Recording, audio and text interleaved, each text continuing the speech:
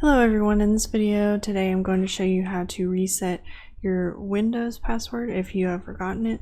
The first thing that you'll want to do is download LaySoft Recovery Suite Home Edition. I will put the link in the description. And then after that, after you've extracted it, you'll want to find your extracted folder. I put it on my desktop. Find the ISO file, which is right here. It'll say ISO though, but I already dragged it to my desktop. So it says lsboot.iso. Next thing that you'll want to download is Rufus.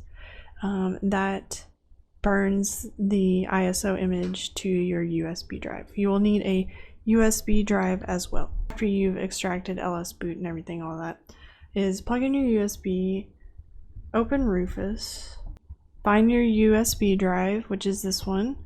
And then what you'll want to do is, for boot selection, click select. Find your ISO file, the lsboot one, open. And then the volume label is what you want to name it. So I'm going to name it password reset. And then click start. And then click the first one, write in ISO image mode. And oh, before everything, you do want to format your USB drive, and the way that you do that is you go into File Explorer, right click on your USB drive, and then click format. And this is just telling you it's going to destroy everything on it. So make sure it's a clean USB drive, that you don't have anything on it that you care about.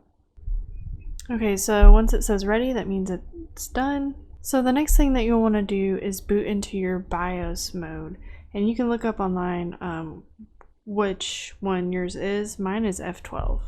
Once you get into your BIOS mode, you will want to use the arrows and click and enter USB device. And then you'll see LaySoft Live CD. Click enter. Okay, and now you'll want to click on password recovery. Reset Windows password, next. Yes. Next. Then click on the one that you want to reset your password, which is user01 for me, next. And then click reset/unlock. And then okay, finish, and then reboot. This will log you in without a password automatically after you hit that reset button. Alright, so after you're logged in, I'm sure that maybe you want to put another password on there, so type in password.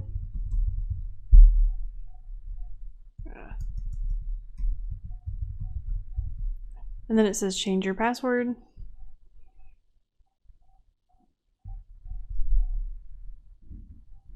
Then scroll down to password and add.